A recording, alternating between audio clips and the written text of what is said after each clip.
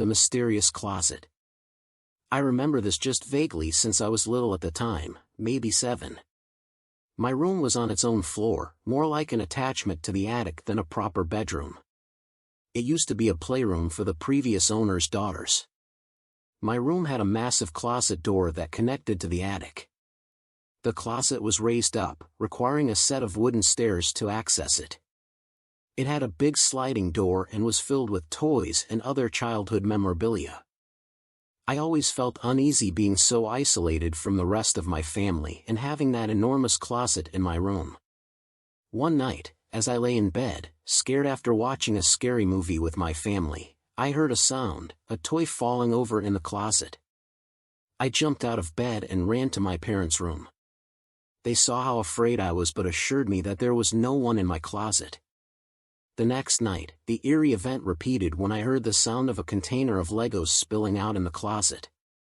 I ran to my parents' room again, and they reluctantly let me sleep with them. The following day, my mom and I found a pile of Legos on the closet floor, and I was convinced someone had been in my closet. That night, my dad locked his door, irritated by my fears.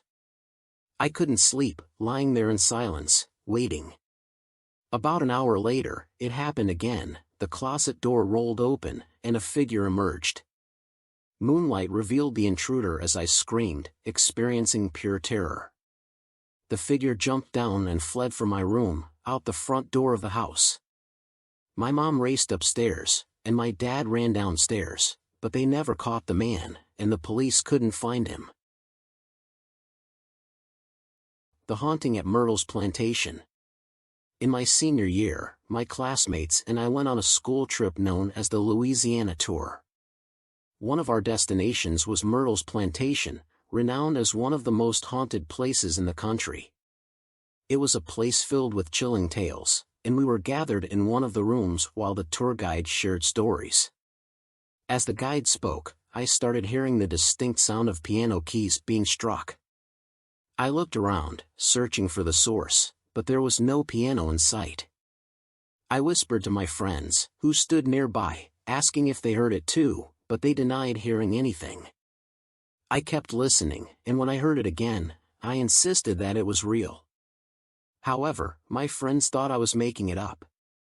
Determined to find the source, I scanned the room.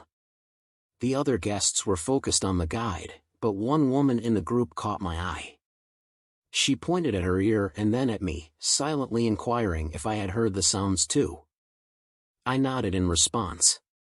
At that moment, the tour guide began to recount the story of a soldier who had died at the plantation and how multiple guests had reported hearing him play the piano late at night.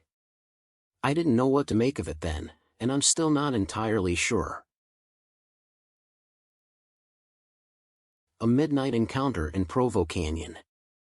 During a school trip to Louisiana, in my 8th grade year, we visited various historical sites in South Louisiana, including Myrtle's Plantation, a place known for its haunted history. While we were in one of the rooms listening to the guide's stories, I began to hear distinct piano notes being played. I looked around but couldn't locate a piano. Confused, I asked my friends if they heard it too, but they hadn't. They thought I was imagining things. I continued to hear the piano, and after a while, a woman from the group signaled to me, asking if I heard it as well by pointing to her ear.